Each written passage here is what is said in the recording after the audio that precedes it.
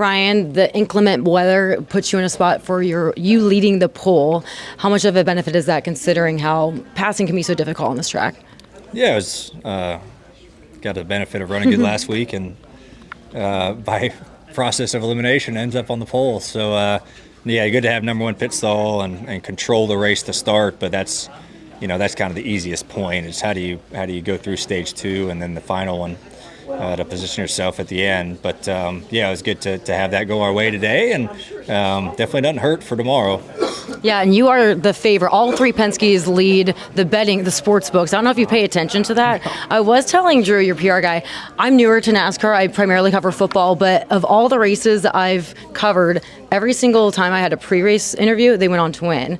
So you're in a good position. You could keep me going 5 for 5. That would be a strong start to the sport for me. So what can you make of that? All right, well, if you're superstitious at all. No, that's good luck. Right. I'm kind of banking on you. I hope not to break your streak.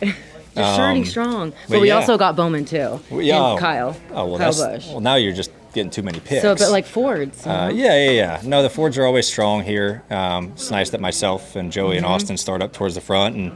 And we've had good history here, that's for sure. And just a matter of all of us getting to the end. That's kind of the biggest thing, is avoiding kind of the big accident, the big one. And sometimes you have nothing to do with it, and you're wadded up in it. But all you can do is just try to work together the best you can, and lead laps. Like, the safest place to be is the front and leading and controlling the pace. So hopefully we can accomplish that.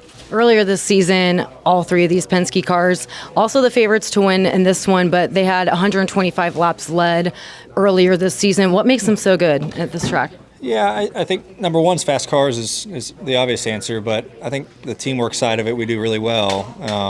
We all try to find each other, and we trust each other. Like, when someone makes a move, like, we trust that's the right move, and you work with that person, and just our teamwork, to me, I think is second to none. Like, I think we really work with each other better than other teams. I think that's really separates us here, because if we've kind of decided, like, hey, if we can get 3 of us lined up, we're going to the front. Like, we can get there, our cars are fast enough, and we work well enough together, and we know what we're doing, like, and we have an idea of how to do it. So yeah, teamwork, fast cars, you have 2 of those things, it's a pretty good recipe.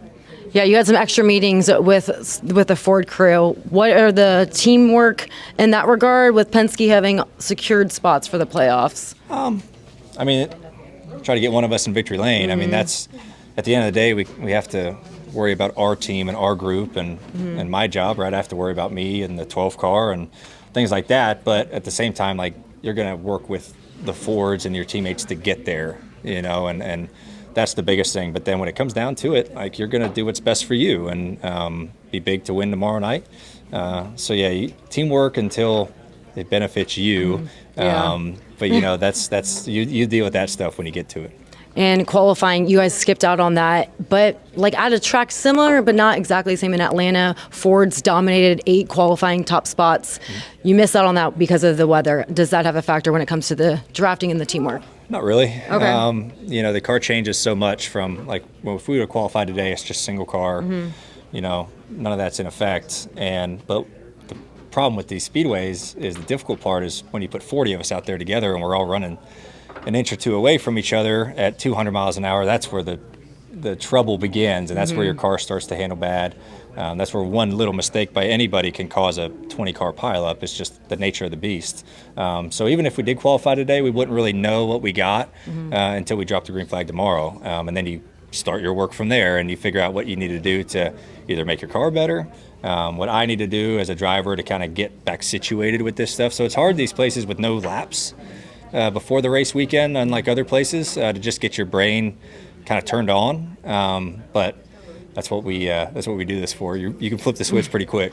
Awesome. Thank you so much. Best of luck this weekend, and I hope you can keep this win streak alive for me. I'm gonna try. We got the luck on our side, and luck matters here. So I do. I'll take all the luck I can get here. Thank you so much. I appreciate it. Kyle, you expressed some frustrations at the track last week with the RCR equipment. Just wondering, after seeing your teammate Austin win it, what were the conversations like this past week? It's just the nature of figuring out what works for you. Austin set up, obviously, he we know how to build winning race cars. They won last week, and so his setup and with how he drives at Richmond, he has figured out a way to master that place with that. And we tried to copy it, mimic it for our team, and it just doesn't work for me. I blow the rear tires off it in 30 laps, and he can get 50 laps out of a set of rear tires. So there's definitely differences in how drivers attack different racetracks and how they use the tires and how much they push the race car. And for me, I abuse the right rear tire the heck out of it all the time. So just too aggressive on that. So we got to find something that works for me.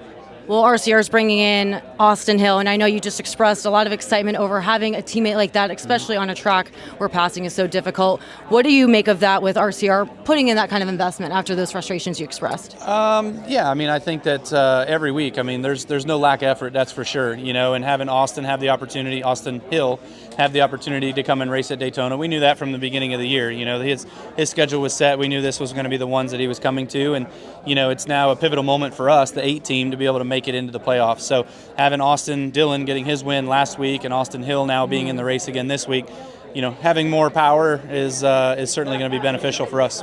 You also have teammates in the Chevrolet camp, and William Byron talked about how he wants to help out the Chevys after winning the regular season.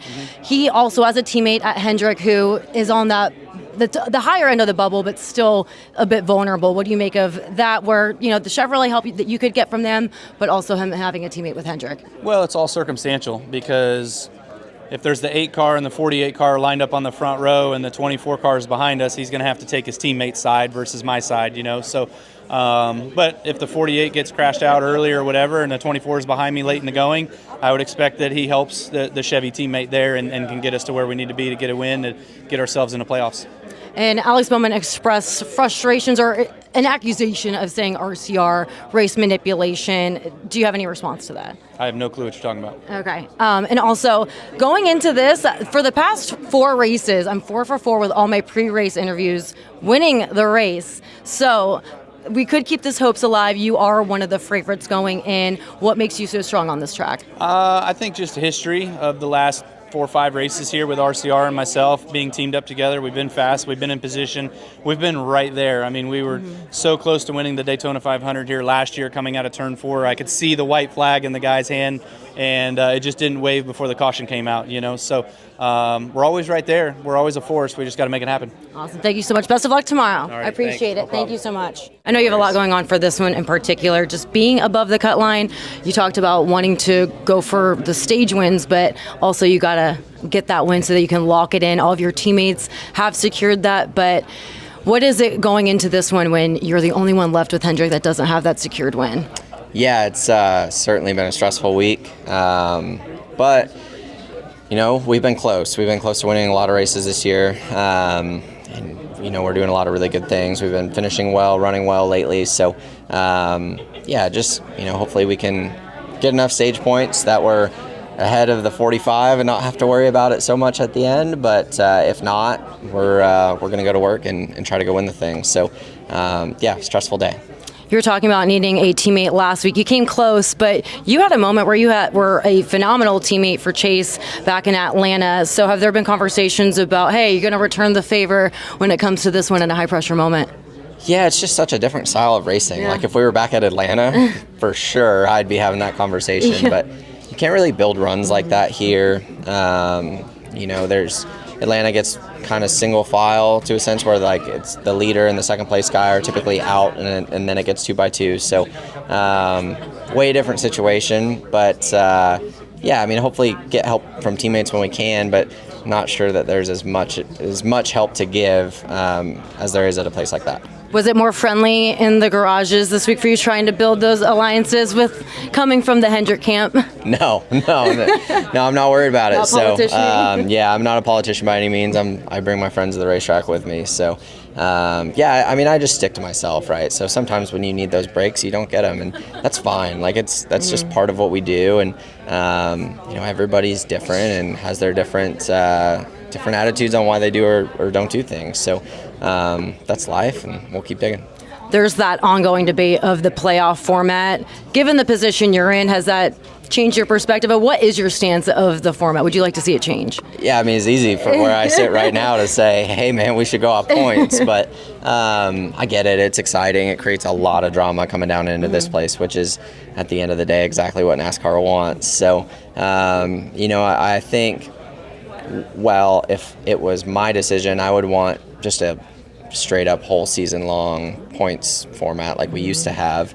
At the end of the day, as a race car driver, I have to remember that I'm just an entertainer, and what we have and all the drama we have, it can definitely entertain some people. So I get why it is how it is, but it certainly has made my life stressful this week. You're good at the entertaining, throwing a little bit of a jab at RCR last week. I just talked to Kyle. I asked him about it. He said he has no idea what I was talking about. Do you have a response to that? I didn't really. I don't think you can really hold everything a race car driver says fair. inside the race car against them, because I was just frustrated, right? Like, obviously we work closely with those guys and work together throughout the week with all the Chevy teams. And I think what happened with a different lap car about 15 laps before that just had me so frustrated. But yeah, that's just, that's racing. That's part of the game, and it's what we're here for. Well, your Chevrolet and Hendrick teammate, William Byron, won the regular season. Afterwards, he said he wants to help Chevrolets, but also looking at Kyle Busch in a Chevrolet car, needing that help. He also has Austin Hill coming in as that support. So what have your conversations been like with William, considering that he's your Hendrick teammate as well as Chevrolet? Yeah, I mean, I think it kind of just depends on the situation at the end of the race, right? Like, I don't think, the way speedway racing has become, you kind of get in line and you're pretty stuck with what you're doing. So there's not like there's a lot less decision making as a race car driver than there used to be about like who you're going to push or who you're not going to push. So hopefully we're just out front, don't have to worry about it. We won't hold you up anymore. I know it's busy for you. I really appreciate it. Thank you so much, and best of luck.